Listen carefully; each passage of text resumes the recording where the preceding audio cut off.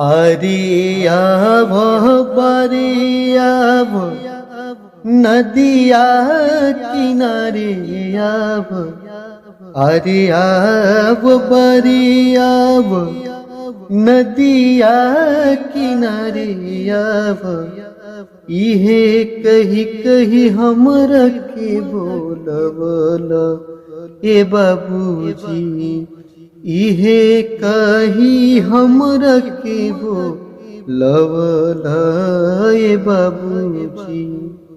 एक बेटी का जब विदाई होता है, उस समय बेटी अपने पिताजी से अपना जो एक होता है, हर बेटी अपने पिता से अपना मन का जो भाव होता है वो व्यक्त करती है। इस गीत में यही दर्शाया गया है और मैंने कहीं एक सोशल मीडिया पे इसको देखा और मैंने भी गाने का प्रयास किया। मुझे बहुत अच्छा लगा, बहुत ही इमोशनल गाना है, इमोशनल गीत है। चलिए सुनते हैं। हरि चंदमा मयरि आवो, हरि हरि आवो बरि आवो नदिया किनारे आवो। इहे कही हमरा के बोलवल ए बाबूजी।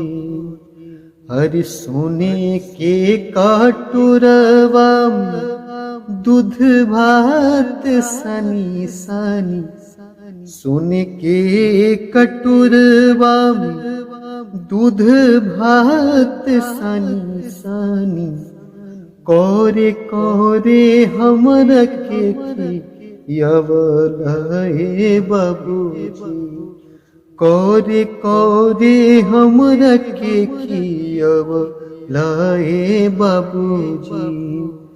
जब हम लड़का रहनी तुहरे गोद में खेलत रहनी, जब हम लड़का रहनी अरे तहरे गोद में खेलत रहनी। अरे सुगा सुगा कही के बोलवल ए बाबूजी, सुगा सुगा कही के बोलवल ए बाबूजी। जब हम रुसत रहनी, अरे जब हम रुसत रहनी अंगना में लुटत रहनी, जब हम रुसत रहनी अरे अंगना में लुटत रहनी। गुड़िया रानी कही कही मनवल ए बाबूजी, गुड़िया रानी कही के मनवल ए बाबूजी। अरे धीरे धीरे से आन भैनी घर के बलाई भैनी, धीरे धीरे से आन भैनी अरे घर के बलाई भैनी।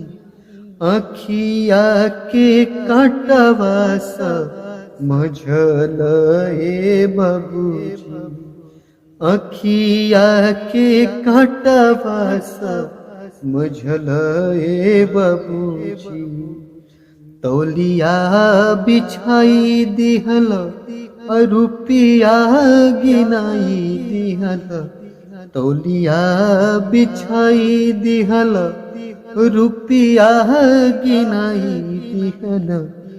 अरे गैया ऐसन पगह रवल ए बाबूजी, गैया ऐसन पगह रवल ए बाबूजी।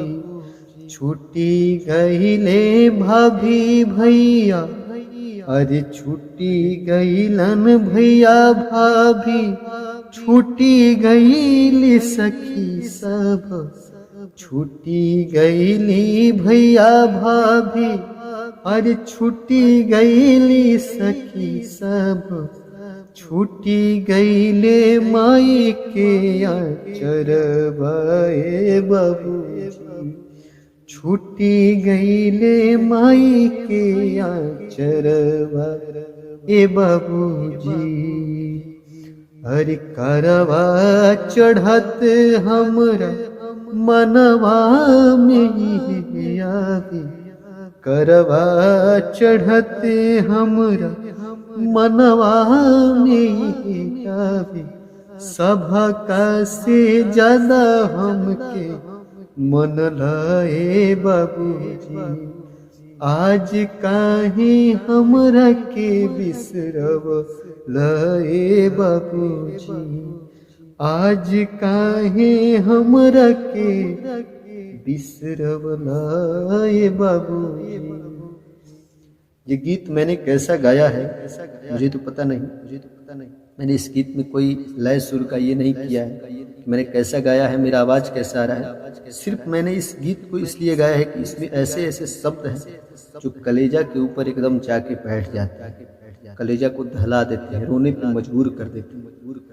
और गीत अच्छा लगा हो तो प्लीज आप सब जरूर शेयर करिएगा, चैनल को सब्सक्राइब भी कर लीजिएगा। धन्यवाद।